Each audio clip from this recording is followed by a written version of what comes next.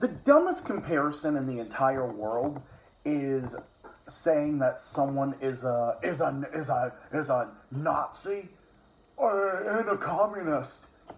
Yeah, well, funny enough, Pope Francis just made that comment about Daniel Ortega in Nicaragua, saying that he's a Nazi leader when he's a socialist leader. Two different things, makes no sense. And now Daniel Ortega of Nicaragua and Pope Francis of the Vatican are at it.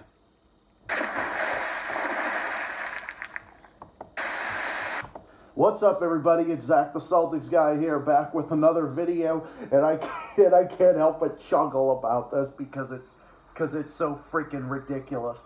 Yeah, it's like new story every single day, huh? It's like new story every single day with the Global Report with Zach and all my live streams and so forth.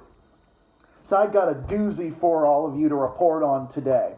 Rather than focusing on the real problems in the world, like focusing on economic instability, let's talk about the housing problems that are happening in the U.S., including the Silicon Valley Bank going under. Why don't we talk about all of these different things? But no, we're going to focus on Nicaragua, because remember what I said before in one of my most recent videos on Nicaragua. The U.S. and the outside other entities have interfered with Nicaragua for the 3,350th time? Well, of course, I was being sarcastic with that number. And maybe about 3,350. No, more like 4,475. I think I got my numbers right. So this little piece of information here is so funny. It says, Nicaragua threatens to cut ties with the Vatican over Nazi dictatorship comments. Nicaragua's government said Sunday it has proposed suspending relations with the Vatican. The announcement follows Pope Francis's comments comparing President Daniel Ortega's administration to a communist or Nazi dictatorship. Okay, even if you say communist or Nazi dictatorship, that's really stupid because, again, it's like, why do you even have communist and Nazi in the same sentence? They do not go together. It makes no fucking sense. Like, it makes no sense. Just like, oh, the gray zone is far left and far right. Oh, Zach the Celtics Guy is a Russian puppet, right-wing puppet, but then, oh, no, he's a communist Chinese puppet. We all know those videos. Stay classy. I'm a puppet of China. I'm a puppet of Russia, now North Korea. It's ridiculous. It's so ridiculous. Oh, in an interview with the Argentine media outlet Infobay, Pope Francis said it is something outside of what we are living, as if it were a communist dictatorship in 1917 or a Hitlerian one in 1935. Oh my God, Pope Francis, what the fuck? Like, holy shit, pun not intended. But yeah, no, holy shit, pun not intended. Well, maybe slightly intended. Seriously, you're saying communist dictatorship in 1917 or a Hitlerian one in 35. It doesn't make any sense. It doesn't make any sense. And why are you talking about this anyway? Why? Because Daniel Ortega is up against the Catholic Church, because it's the Catholic Church that is that's going against him, and they're having a back and forth. And actually, much of the civil unrest that has been happening in Nicaragua, being backed by the CIA and Mossad and the U.S.'s puppet governments in Latin America and so forth, are getting backed by the Catholic Church. So so I can understand where Daniel Ortega is coming from, because the Catholic Church is the one that's actually inciting this type of tension at the behest of the CIA and Mossad, because they're going against Daniel Ortega. It's just, oh my God, I don't even know what to say about that. I don't even know. It's like, so where do we even begin? Like, where do we even begin with this interference in Nicaragua's affairs? where do we even begin with this type of shit? Oh my God, Nicaragua's leading a crackdown on the Catholic Church in the Central American country. Remember my old videos I made about Cuba when Cuba was locking up these seditious groups or whatever? Basically, a lot of these groups that Cuba was locking up were seditious groups, like, oh, I don't know, like the Ladies in White, where we know that the Ladies in White are a CIA-backed right-wing terrorist group, and all these others, and basically Cuba was trying to prevent another repeat episode of what has happened in Latin America all throughout the years, like the U.S. Backing right-wing dictatorships like the dirty war in Argentina, Pinochet in Chile, colonialism in Haiti. I mean, the U.S. and France basically fucking destroyed that fucking country for hundreds of years and basically turned them into a fucking French Foreign Legion colony and U.S. colony, essentially. So this basically what has been seen here is Cuba's trying to prevent a repeat episode of that from happening. The right-wing dictatorship that was in there under Jair Bolsonaro in Brazil, the Janine Inez in 2019 for a year, backed by Donald Trump and the CIA, and has been overthrown and has now been retaken by the socialists after the right-wing overthrew Evo Morales at the behest of Donald Trump and the CIA and Mossad in 2019. What country has the CIA not couped? And what right-wing force has not backed a fucking coup in Latin America? The coup in Venezuela in 2002. So it's like, why is this even like, oh, it's like, again, it's just like I say, it's like, this is like my catchphrase at this point. You can't even keep up with the freaking scandals with the imperialists, with the CIA, with Mossad, with all these destabilizing groups. You can't even keep up with the scandals because of how ridiculous it is. And there's just so many more. The borderline financial coup, we might as well just call the fucking Argentine debt crisis that really tanked Argentina's economy in 2001, in December of 2001, and then less than a few months later, the CIA orchestrated the coup against Hugo Chavez in 2002, causing him to be removed from power for 48 hours, and then he got back into power and said, ha-ha, motherfuckers, I'm back. Hey, Bush, I know it was you. You can run, but you can't hide, fucking W. I know it was you. So, with all of this information, did you think the Catholic Church is not trying to do this against Daniel Ortega? Oh, don't kid yourselves. I mean, come on now. And again, I don't care what religion you practice. It's not even about freedom of religion. That's not what's going on. None of this has to do with freedom of religion. This has nothing to do with freedom of religion because the Catholic Church is able to do what it does anywhere from the Vatican. So where do you think Pope Francis is going with this? He's trying to distract from the real problems here. He's trying to distract. He wants you to ignore the fact that the Catholic Church has been known for sexual abuse, particularly of young people. Stay classy. So basically, the Catholic Church has been covering up fucking instances of pedophilia for decades and decades. So instead of talking about that, instead of correcting those problems, instead of correcting all the other problems, we're going to focus on Nicaragua. It's like Nicaragua might be the second or third biggest scapegoat. Well, of course, after Russia. Russia's the biggest scapegoat. No, maybe it's China. Well, yeah, Russia, then China, then Nicaragua. Nicaragua is like the third. Nicaragua, well, maybe Venezuela, and then Cuba. So I don't know, like down that list. Nicaragua. So, again, it has nothing to do with freedom of religion because the Catholic Church is not engaging in freedom of religion here. The Catholic Church is destabilizing and is doing the exact same thing. They're literally committing acts of sedition, just like these right-wing forces were doing in Cuba. That's the reason for the charges there. Some of them might be legitimate, some might not be. But again, how is it any of our business the way Cuba runs its country or the way Venezuela or Nicaragua runs its country? It's not. Just like the Colombia's president that was elected.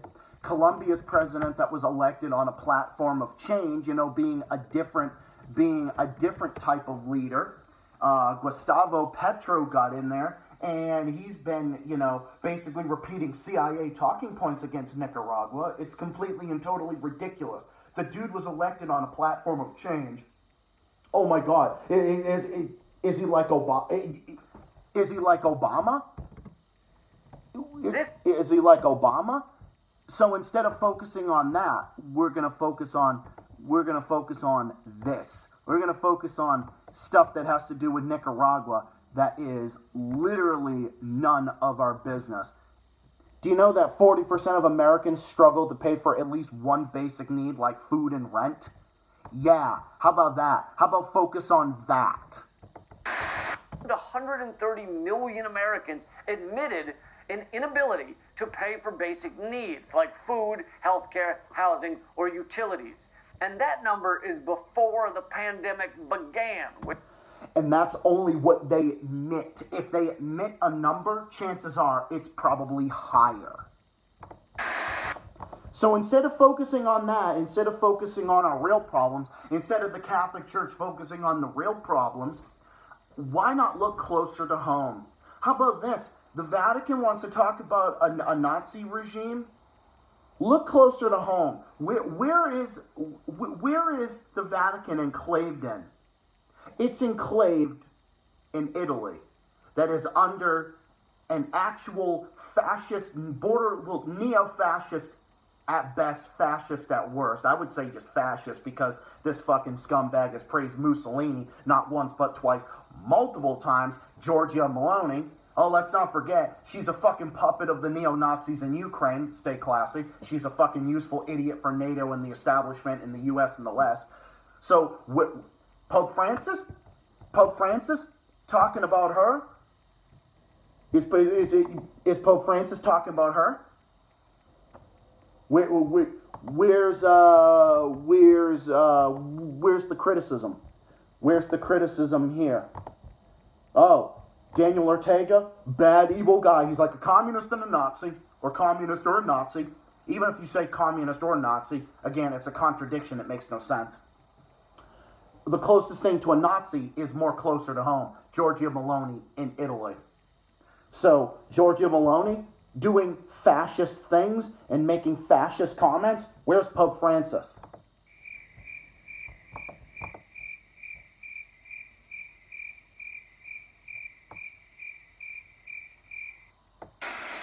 Not a goddamn thing to say, of course.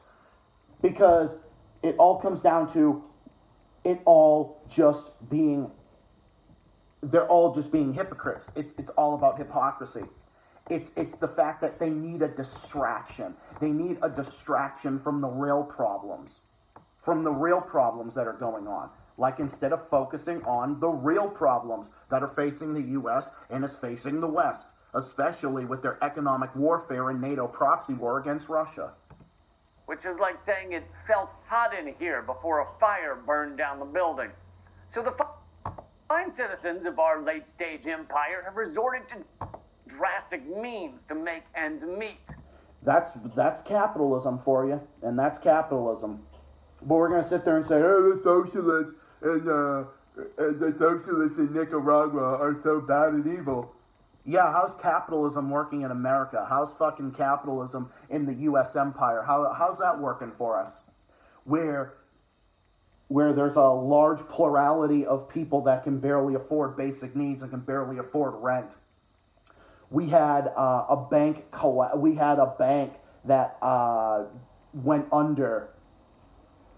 I mean, Jesus fucking Christ! It's the global financial crisis all over again, and it's going to have a ripple effect, mark my words. This is the world that we're living in. So all of these things that have been listed out in Lee Camp's video on Mint Press News, and all of this information that I've listed out there about past and present acts of war, aggression, imperialism, you name it, because it's all done by these big powers. It was done It's all been done by the U.S. It's been done by France, Spain, Portugal, Italy, all that. Instead of focusing on that, instead of focusing on the colonizers that have been colonizing the global south for hundreds of years, instead of talking about that, we're going to focus on a guy from the present. We're going to be focusing on a guy from the present who is an independent Nicaragua that was under Spanish colonialism for hundreds of years. So he's an independent leader, and that's why these right-wing forces and capitalist forces, and dare I say, fake liberals can't take it. And yeah, I do say fake liberals because Gustavo Petro is a big disappointment. He's a big disappointment when it comes to this. It's very disappointing to see him fall back on this. It's like the CIA just jotted down a bunch of cards and gave it to Gustavo. That's basically what it is. So the Pope is going to use the most ridiculous talking points against Nicaragua. Not even saying anything against Daniel Ortega that might be a legitimate criticism. You just say, oh, he's like a communist, oh, he's like a Nazi, oh, he's either like a communist or a Nazi, which makes no fucking sense. I mean, is Nicaragua a perfect country? Absolutely not. Does it have its problems? Yeah, of course it does. Just like everywhere else does. But do you think that the problems that Nicaragua has is anything close to the stuff that we're seeing in the U.S. and the West today? Not even close. Or the things that are coming out of the Catholic Church? Not even close. And again, I'm an agnostic, and I think you should be able to practice whatever religion you want. I don't even care, because I'm not a fan of any organized religion. I am not. I don't support organized religion, but I support the right to engage in organized religion. I think you have the right to engage in whatever religion you want. It's your freedom. I believe in freedom of speech, freedom of religion. I'm a secularist. I'm a socialist and a leftist, but I believe in secularism. I seriously do. I believe in a secular society where you should have the right to speak your mind and be able to speak your mind, whether how popular or unpopular it is, practice whatever religion you want. I've always believed in that as a left-winger. I've always believed that, and I will stand by that. But, again, that's not what's happened here. The Catholic Church is engaging in this type of action, which, if any other organization did this in the U.S., again, all hell would break loose. I mean, could you imagine the Catholic Church of the U.S. doing this type of stuff against Biden? Well, I mean, obviously not. I mean, Biden is sniffing the kids, just like some of the Father Johns are sniffing the kids too, but that's besides the point. Mm-hmm. But, dark joke aside, but yeah, all hell would break loose. You don't think that they would try to charge them for stuff? Don't kid yourselves. All hell would break loose, supporting coups like the ones against Hugo Chavez. All hell would break loose. Oh my God, Hugo Chavez shut down that TV network. He closed radio stations just for nothing? Except there were the right-wing coup d'etats that were against him, and these entities were calling for a coup against him. Imagine if a radio station called for a coup against the U.S. government. You think the U.S. government would just sit back and say, "Nope, it's First Amendment"? Yeah, totally. Really? Do you really think that would happen? Yeah, don't kid yourselves. That's exactly what the Catholic Church was doing against Daniel Ortega. That's what the right-wing forces were doing in Cuba and Venezuela, and that's why they got their payback. They weren't just dissidents. They weren't dissidents. They were not dissidents. If anything, dissidents in Venezuela were able to speak out. I mean, they were able to speak out. Are you kidding me? Trying to sit there and act like, oh my God, they weren't able to speak out. Oh my God, they were not able to speak out. How are they not able to speak out? That don't make no goddamn sense. They were perfectly able to speak out. You don't think that there's debate and things like that? You don't think that there's debate in Venezuela? I'm trying to find the name of this guy here. You don't think that? I mean, look at Juan Guaido. Juan Guaido was able to get away with what he did for so long. He was able to get until he, dissolved this fake CIA and Mossad right-wing backed government. He did that. So he backed away from that. He was able to get away with it. What happened to him? He was able to do it. He was able to do it for so long. Oh my God, if it was such a big, bad, evil dictatorship, all hell would have broke loose and a bullet would have went in his head. But it didn't. It didn't happen that way. So the argument against it is all fucking bullshit. The whole entire thing. So want to take it and sit there and fucking say about... It's trying to sit there and say... It's trying to sit there and act like... oh, there were... Oh my God, like this guy, like, oh no, these opposition leaders and whatnot. There were nothing but opposition there. Just like there's opposition and there's opposition here. It has nothing to do with any of it. You people don't make no goddamn sense. So anyway, rambling aside.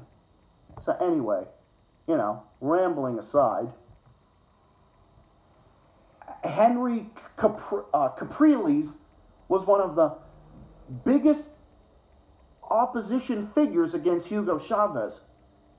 He was on TV all the time in Venezuela. They were on TV all the time in Venezuela, all throughout the times. What happened to him? He's still here. He's still alive. He never, I mean, come on. The whole thing is ridiculous.